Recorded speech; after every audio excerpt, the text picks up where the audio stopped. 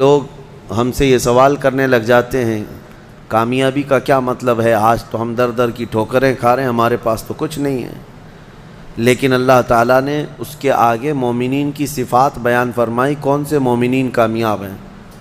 الذین هم فی صلاتہم خاشعون، وہ مومن کامیاب ہیں جو اپنی نمازوں میں گڑ گڑاتے ہیں، اللہ کو یاد کرتے ہیں، یعنی خشوع کے ساتھ، دل کے حضوری کے ساتھ جو نماز پڑھتے ہیں۔ پہلی بات تو نماز ہی نہیں پڑھتے، دل کی حضوری بات کی بات ہے۔ جن مومنین کی کامیابی کے متعلق اللہ تعالیٰ نے فرمایا ہے وہ دل کی حضوری کے ساتھ نماز ادا کرنے والے ہیں، نمازوں میں گڑ گڑانے والے ہیں۔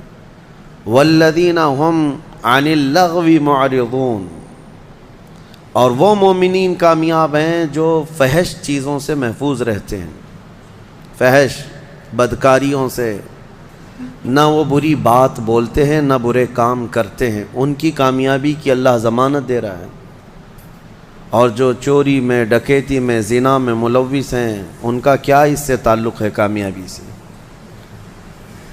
والذین هم للزکاة فاعلون، اور جو زکوٰۃ مکمل طور پر دیتے ہیں وہ مومنین کامیاب ہیں۔ 5ویں نمبر پہ والذین هم لفروجہم حافظون، اور وہ مومنین کامیاب ہیں جو اپنی شرمگاہوں کی حفاظت کرتے ہیں۔ اللہ تبارک و تعالیٰ نے یہاں پر جن مومنین کی کیٹیگری بیان کی ہے اس میں اگر ہم فٹ بیٹھتے ہیں تو پھر سوال بھی کریں آپ کہ ہماری کامیابی کہاں ہے، اور نہیں ہے تو پھر اس کی اصلاح کریں۔ نمازوں میں کہیں کمی ہوگی، یا لغویات میں ہوں گے، یا زکوٰۃ میں کم ہوں گے، یا پھر جو ہے اپنی حفاظت میں کمی ہوگی، کہیں نہ کہیں کوئی کمی ہوگی، ورنہ رب تبارک و تعالیٰ کا وعدہ برحق ہے کہ اللہ تعالیٰ نے جب قرآن میں کوئی چیز فرمایا کہ وہ کامیاب ہے تو کامیاب ہو کے رہے گا۔ اللہ کریم ہمیں ان اعلیٰ صفات والے مومنین میں شامل فرمائے۔ سورۃ المؤمنون میں اللہ تعالیٰ نے اور بھی دیگر ہمارے لیے احکام بیان فرمائے ہیں۔ اس میں اخیر میں اللہ تبارک و تعالیٰ اس کی آخری جو آیتیں ہیں وہ بڑی ہی ہمارے لیے درس والی ہیں اور ایک جھنجھوڑنے والی آیتیں ہیں۔ اللہ فرماتا ہے افحسبتم انما خلقناکم عبثا وانکم الینا لا ترجعون، کیا تم یہ سوچ کر کے بیٹھے ہو کہ تم کو ہم نے بیکار میں پیدا کیا اور تم ہماری طرف نہیں لوٹائے جاؤ گے؟ یہ اللہ تعالیٰ کا سوال ہے۔ تم یہ سوچ کر کے بیٹھے ہو کہ تم کو ایسی فالتو پیدا کیا گیا، بیکار میں پیدا کیا گیا؟ نہیں، تمہارا ایک بہت بڑا مقصد ہے پیدا کرنے کا۔ اللہ تعالیٰ نے ایک مچھر بھی دنیا میں بغیر کسی مقصد کے نہیں پیدا کیا، ہر ایک کی ایک غرض ہے۔ ہمیں بھی جو پیدا کیا گیا ہماری ایک غرض ہے، وہ کیا ہے؟ اللہ نے خود قرآن میں فرمایا وَمَا خَلَقْتُ الْجِنَّ وَالْإِنسَ إِلَّا لِيَعْبُدُونَ، میں نے جنات اور انسانوں کو صرف اس لیے پیدا کیا کہ وہ میری عبادت کریں۔ اللہ کی عبادت کرنا یہ انسان کی تخلیق کا مقصد ہے، اور جو انسان اپنے اصلی مقصد کو بھول گیا پھر وہ انسانیت سے بھی ہٹ گیا ہے، انسانیت سے بھی ہٹ گیا ہے۔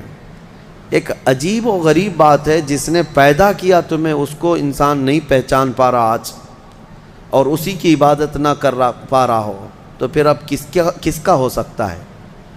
یہ کس کا ہو سکتا ہے؟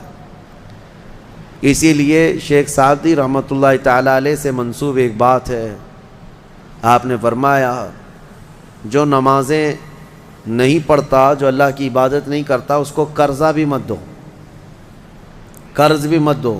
کہا کیوں؟ قرض سے اس کا کیا تعلق؟ کہا جو اللہ کا قرض نہیں ادا کر رہا وہ تمہارا کیا ادا کرے گا؟ قرض نہیں بلکہ اللہ کا فرض ہے۔ جو اللہ کا فرض نہیں ادا کر پا رہا ہو جبکہ وہ اس کا خالق ہے، تمہارے سے کیا تعلق ہے انسانوں کا؟ زیادہ سے زیادہ چند دنوں تک دوستی ہو سکتی ہے، یا رشتے بھی ہیں تو سانس تک، اس کے بعد کہاں تعلق ہے تمہارے؟ قیامت کے دن تو ماں بیٹے کو نہیں پہچانتی، بیٹا باپ کو نہیں پہچانتا، لیکن بندے اور خالق کا رشتہ تو ہمیشہ سے ہے اور ہمیشہ رہنے والا ہے۔ تم جب نہیں پیدا ہوئے تھے تب بھی تمہارا خالق اللہ ہی ہے، یعنی تمہیں نطفے سے لے کر کے یہاں تک لایا، یہاں بھی تمہارا خالق وہی ہے۔ قیامت کے دن جب وہ تمہیں دوبارہ اٹھائے گا تب بھی وہ تمہارا خالق ہے۔ خالق کا بندے سے رشتہ کبھی ختم نہیں ہوا۔ تو جو بندہ اپنے خالق کے ساتھ مکمل نہیں ہو سکا تو پھر وہ دوسرے کے ساتھ کیسے ہو سکتا ہے؟ دوسرے کے ساتھ اس کے کیا سلوک ہو سکتے ہیں؟ اسی لیے قرآن میں اللہ فرما رہا ہے، کیا تم یہ سوچ کر کے بیٹھے ہو کہ ہم نے تمہیں خالی پیدا کیا ہے اور کیا تم نہیں لوٹائے جاؤ گے ہماری طرف؟ لائے جاؤ گے، ہر ایک لوٹایا جائے گا، ہر ایک۔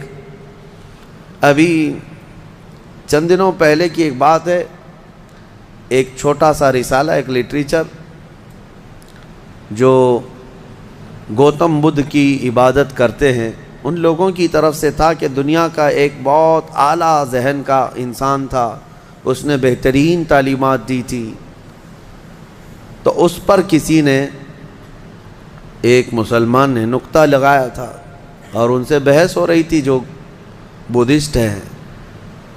وہ یہی کہہ رہے تھے کہ آپ بدھا کی جو عبادت کرتے ہیں کیوں کرتے ہیں؟ کہا کہ وہ مہان آدمی ہے، مہان انسان ہے، مہان آدمی تھا، بڑے اچھے اخلاق تھے، بڑی اچھی تعلیمات دنیا کو دی۔ تو پھر پوچھنے والے نے پوچھا کہ وہ کہاں ہیں؟ کہا وہ تو چلے گئے۔ کب؟ کہا برسوں ہو گئے، 2500 سال پہلے تو انتقال ہو گیا، مر گئے۔ کہا آئے تھے اور چلے گئے۔ تو پوچھنے والے نے پوچھا تو یہ تو بڑے کمال کی بات نہیں، پھر ان کو لایا کون تھا اور واپس دنیا سے لے کے کون گیا؟ اگر وہ سب سے مہان ہے تو آج ہوتا اور ہم بھی اس کے پیچھے چلتے۔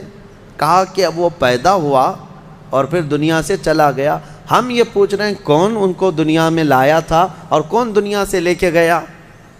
وہ بیچارہ خاموش ہو گیا۔ اس نے کہا کوئی تو طاقت ہوگی۔ کہا وہی طاقت ہر ایک کو موت کے بعد لوٹائے گی۔ دنیا کا چاہے سب سے بڑی طاقت کا انسان بھی کیوں نہ ہو، اسے موت ہے اور وہ اللہ کی بارگاہ میں لوٹایا جائے گا۔ اسی کو اللہ تعالیٰ فرماتا ہے تم کیا سوچ کر کے بیٹھے ہو کہ تم ہماری طرف نہیں لوٹائے جاؤ گے؟ تم سب کو اللہ کی طرف لوٹ کر کے جانا ہے۔ اس دن کو یاد رکھو، اس دن کو یاد رکھو جب یہ ساری چیزیں دھری کی دھری رہ جائیں گی اور تم آخری سفر پر نکل چکے ہوں گے۔ اور عجیب و غریب حالت میں ہم جاتے ہیں میرے عزیزو، یہ سارے ہمارے کپڑے، ہماری جائیدادیں، ہماری سواریاں، ہماری گاڑیاں سب رہ جاتی ہیں۔ آج تک آپ نے دیکھا کہ کوئی آدمی جنازے کی بجائے مرسیڈیز میں قبر میں جا رہا ہو؟ نہیں، وہ بھی 4 کندھوں پر بوجھ بن کر کے ہی جا رہا ہے۔